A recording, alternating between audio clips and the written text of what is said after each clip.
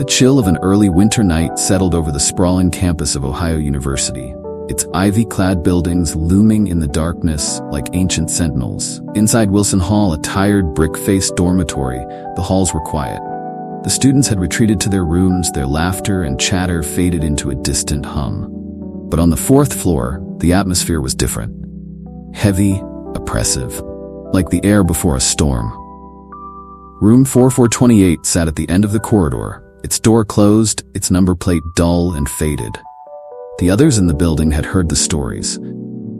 Stories that twisted and grew in the shadows, shared in whispers during long nights. No one wanted to talk about room 428 for too long. Even mentioning it felt like an invitation, an acknowledgement of the thing that lurked behind that battered door. Tom Mason, a new resident who had been assigned room 428 by a weary housing officer, leaned against his desk, his books spread out before him. His fingers drummed nervously on the pages, his eyes flicking to the door. He could feel it, the sensation of being watched, a creeping unease that seemed to seep from the very walls. The rumors had been almost laughable at first, a part of the usual college initiation, he thought. But now, sitting alone in that cold, dark room, he felt less sure. A gust of wind rattled the window pane, and Tom jumped, his heart racing. "Get a grip," he muttered to himself, trying to force a laugh.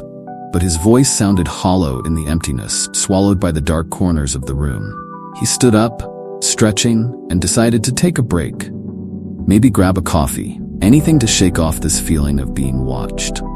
As he reached for the door, the temperature seemed to drop even further, the air thickening with a strange metallic smell.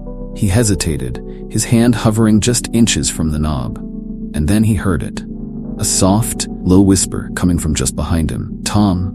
He spun around, his back pressing against the door. The room was still, the shadows long and stretching across the walls like dark fingers. His breath came in short, shallow gasps. He was alone.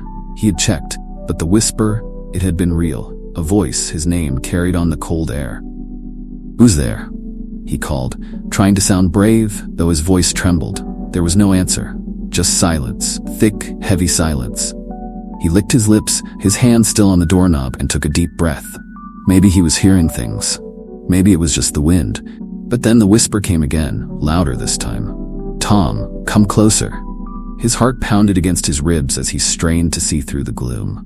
The shadows seemed to shift and sway, moving on their own accord. His eyes were drawn to the far corner of the room, to a dark patch that seemed deeper, blacker than the rest.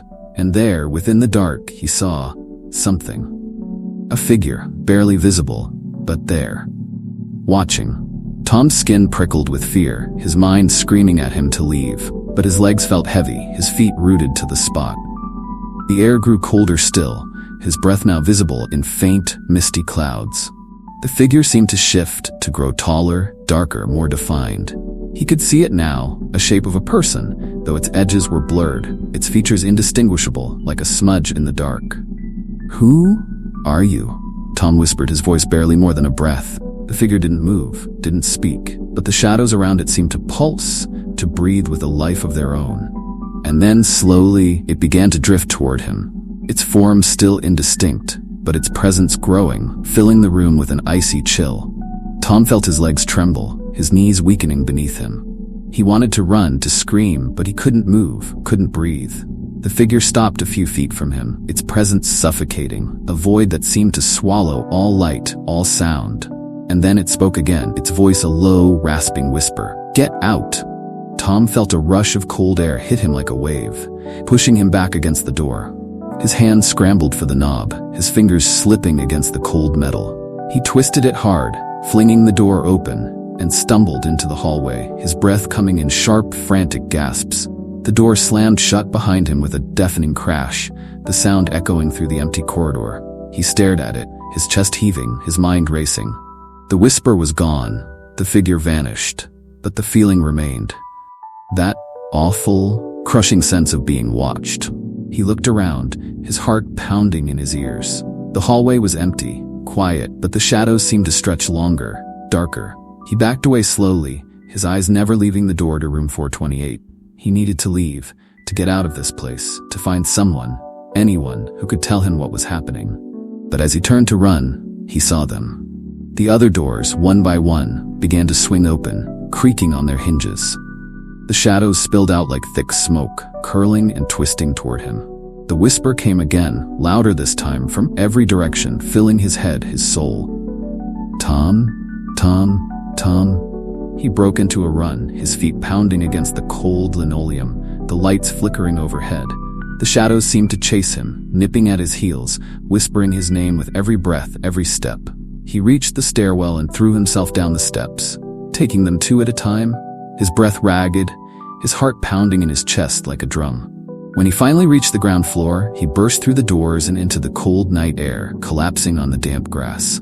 He looked up at the building, at the dark windows of the fourth floor.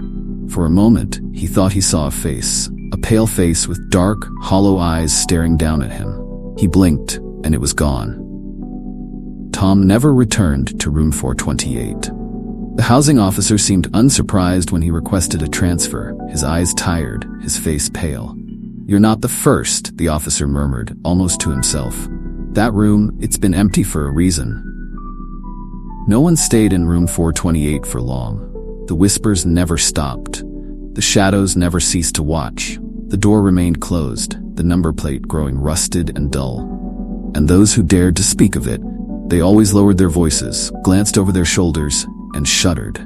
But sometimes, late at night, when the halls are quiet, you might still hear it. A soft whisper, a rustle in the dark. Tom, Tom, and the shadows, they're always waiting, always watching, always hungry.